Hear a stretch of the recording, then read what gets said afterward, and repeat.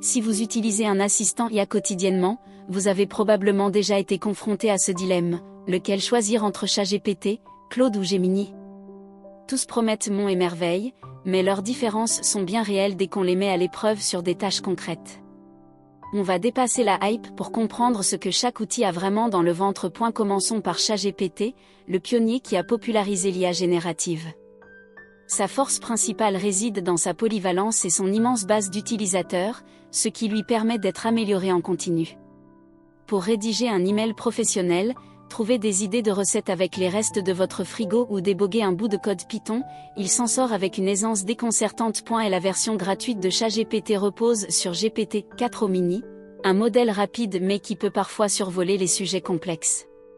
En revanche, l'abonnement Plus débloque GPT-4, bien plus nuancé, capable de tenir une conversation longue sans perdre le fil, idéal pour préparer un argumentaire commercial ou analyser un document contractuel. Cependant, ChatGPT montre des limites lorsqu'il s'agit de raisonnements structurés très poussés ou de véritables calculs mathématiques. Il peut vous donner l'impression de comprendre, mais invente parfois des formules avec aplomb.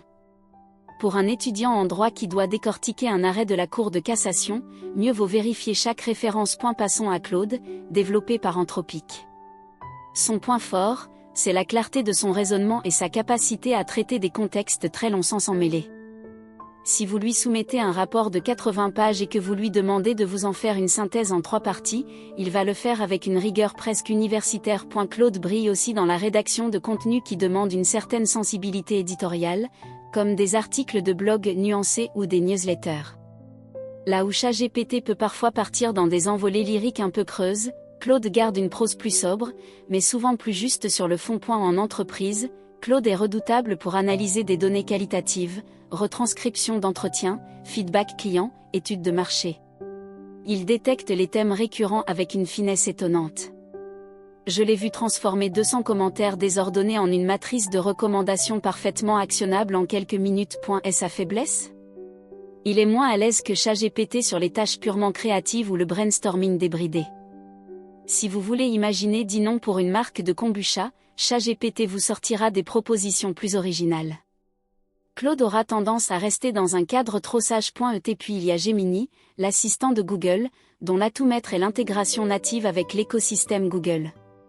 Pour quelqu'un qui vit dans Gmail, Drive et YouTube, Gemini peut chercher un mail spécifique, résumer un document stocké sur son cloud ou extraire des informations d'une vidéo sans quitter l'interface. La recherche en temps réel de Gemini est redoutable.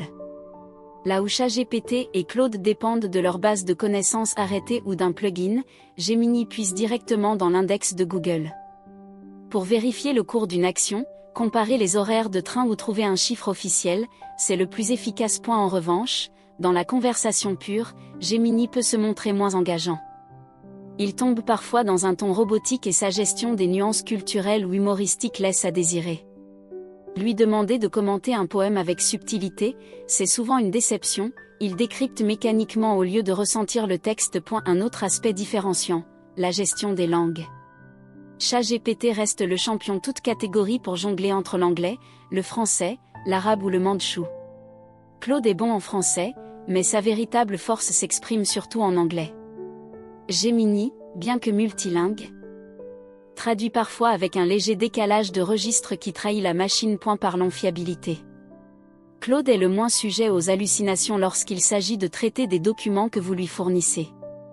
ChatGPT, malgré les améliorations, peut encore broder. Gemini, à cause de son lien avec le web, peut ingérer des informations erronées si les sources ne sont pas vérifiées. Pour les développeurs, le choix est assez clair. ChatGPT excelle dans l'écriture de code, l'explication de fonctions et la correction de bugs. Claude est très bon aussi, surtout pour des architectures complexes et du refactoring. Gemini progresse, mais reste en retrait, notamment sur les langages moins populaires. Les créatifs y trouveront leur compte différemment. Pour générer des visuels, seul ChatGPT le fait nativement avec DALL-E.